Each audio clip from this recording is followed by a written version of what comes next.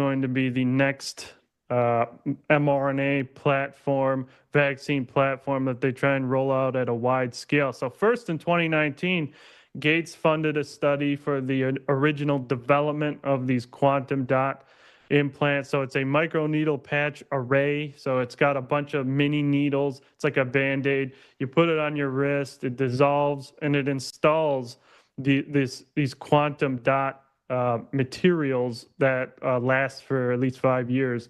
So they developed that in 2019. Now in 2025, Gates funded another study that shows just how advanced now this technology has become. It is advancing at a very fast pace. Now these microneedle patches can install literal quantum dot QR codes. QR codes that can be read with AI with specialized cameras and decoded to store batch information, lot number, how many doses you received. There you go. They put it on the pig. That's what it looks like. It's a literal QR code. You will be marked. This lasts, again, for years, perhaps permanently. And this will be used as a biological vaccine passport system where you won't use your phone. You won't use the QR code on your phone to enter the store and travel. You will use your wrist where this material is embedded in your body. And so this is very dangerous. And this even earned a spot at the 2025 Global Vaccine Forum, where they had their own session on these microneedle patch implants. So this is planned for wide-scale deployment for another pandemic. That is shocking. Shocking. I want you to listen to this. Let me take you through it. Yeah. Well, one side recommendation I have is don't worry about squirreling money away for retirement in 10 or 20 years. It won't matter. No. Okay. Either we're not going to be here, or it just it's Stop, you won't stop. Only Elon Musk can just say something like that and then just move on. Yeah, don't say for retirement. It's not going to matter. Oh, okay. Now listen to the rest. Go ahead. to save for retirement. If any of the things that we've said are true, saving for retirement will be irrelevant. The services will be there to support you. You'll have the home, you'll have the healthcare, you'll have the entertainment. The way this unfolds is fundamentally impossible to predict because of self-improvement of the AI and the accelerating timeline. It's called singularity for a reason. Yeah, exactly. You don't know what happens after the event horizon. Exactly. You can never see past the black hole or the event horizon, the light cone. I mean, Ray has the singularity out way too far. I mean, this is like the next, what's your timeline for this? We're in the singularity. Well, we are in the singularity for sure. We're in the midst of it right now, for sure. Yeah. And it would just we're in this beautiful sweet spot, which is we're the roller coasters. We're just exactly. That's a great analogy. It's like that feeling. You're at the top of the roller coaster and you're about to go. Yeah, but it's going to be a lot of G's when you a lot of when G's. you hit it. Yeah. It's like people I don't have to just have courtside seats. I'm on the court. Exactly. And it still blows my mind. Sometimes multiple times a week. Yeah. So just when I think I'm like, wow, and then it's like 2 days later, more wow. Yeah. Exponential wow. Yeah. I think we'll hit AGI next year in 27. You got that? I mean, did you hear that? I think we're going to hit AGI next year in 27. AGI is artificial general intelligence. That means the computer, the AI system, is smarter at everything than any human is. It is better at name the topic than the best human you can find. And it can do everything that a human can do better than a human. It's not super intelligence. It's just better than humans on everything. He thinks we're going to hit that. Some people said we were not going to even, there was not a chance. 10 years ago, people said we'd never even get to there. We'll never get there. We'll never get there. He's saying we're going to hit it next year. I believe we are going to hit it. I think there's a chance we hit. The world is going to be different by 2028. It's just going to be different by 2028. And we have got to prepare for this. So our last caller was saying, Smoot-Hawley, you can use tariffs to protect. There is a conversation that we have to have right now. We have to have because of artificial intelligence, automation, robotics, entire categories of work dissolving quickly, not in a generation, maybe not even in a decade, maybe in the next few years. Factory workers first. I reached out to Elon Musk and said, for my museum, I want one of the first Tesla robots for the museum. I want to keep it in the box and keep it in the museum, the first mainstream robot. You know what he said?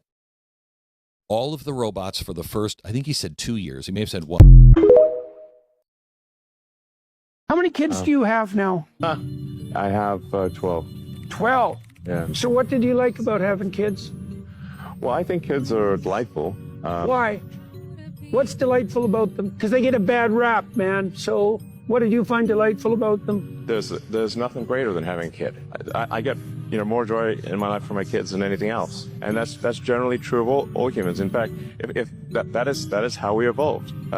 It is a very natural thing that you will love your children. So in fact, having a child will make you happier than anything else in your life ever. How's that as well? Sorry? How's that as well? Oh, you mean my kid? Yeah. That sounds like a password. X, are you okay? This is X, and he's a great guy, high IQ. He's a high IQ individual. And he's got this. Check out this cool chain he's got. Restore democracy. Let's make you don't have a feedback loop. Okay, X. Do it after he's in San Francisco. But we're separated. I take care of him mostly. What should I do? Save America. And? Help Trump. Okay. You're getting you have the general vibe. Yeah, We're in SpaceX and quietly just do whatever we want.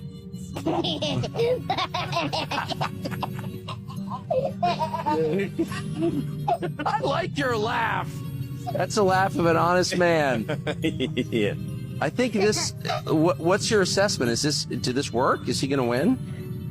Yeah. This. Not for now. No. Is your eye okay? What happened to your eye? I know there was a bruise there. Well, it wasn't. I wasn't anywhere near France. So, but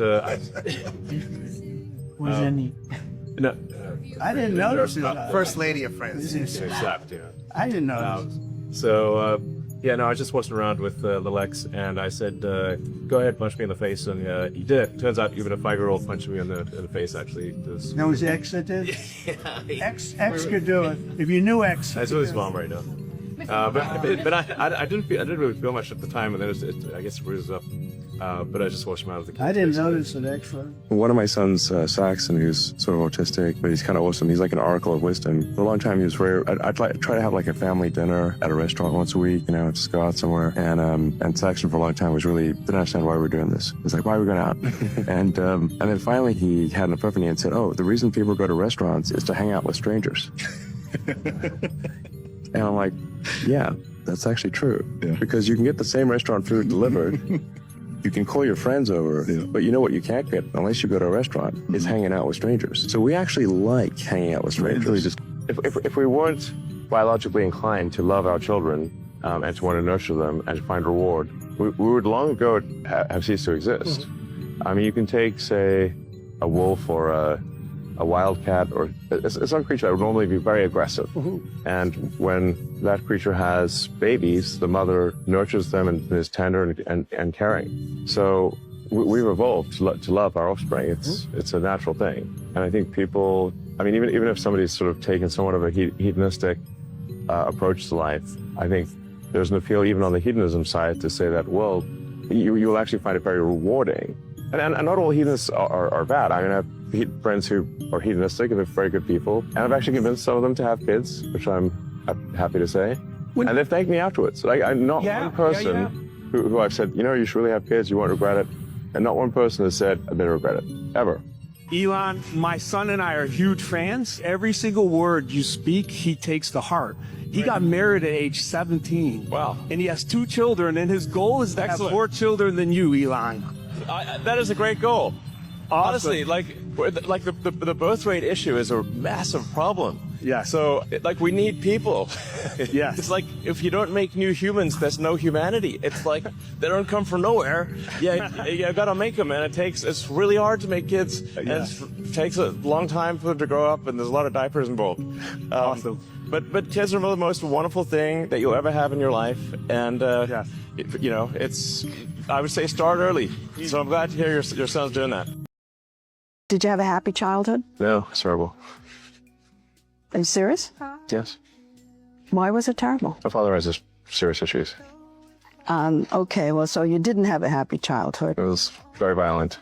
Elon, while he was a little boy, he grew up in a very violent home.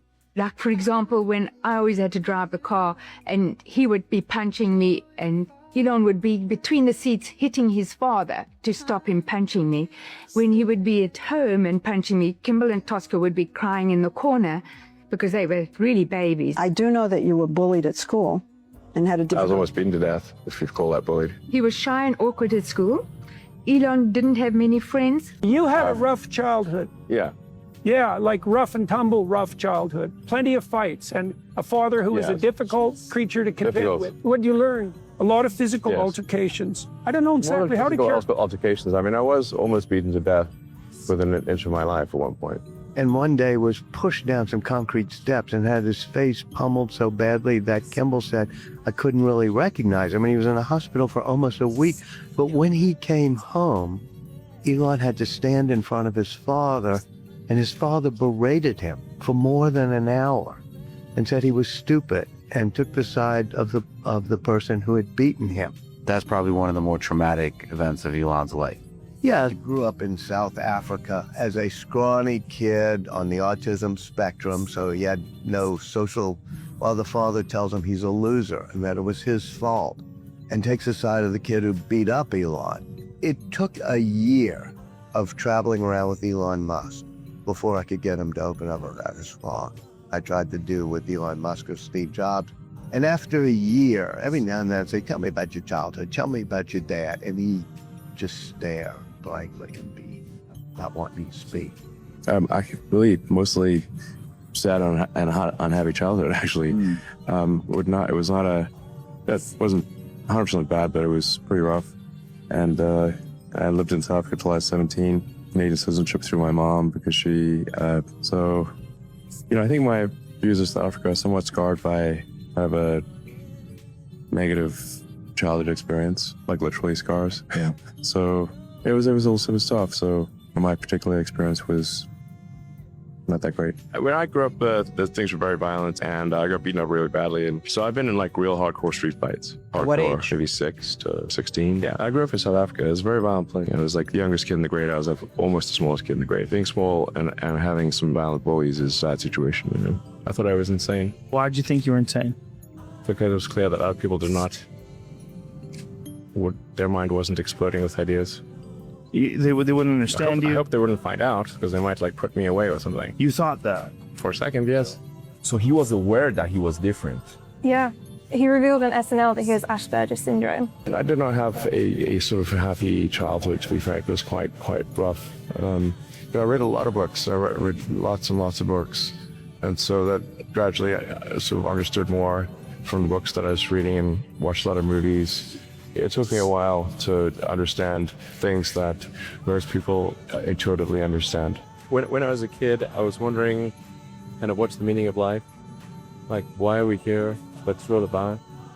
And I came to the conclusion that what really matters is trying to understand the right questions to ask.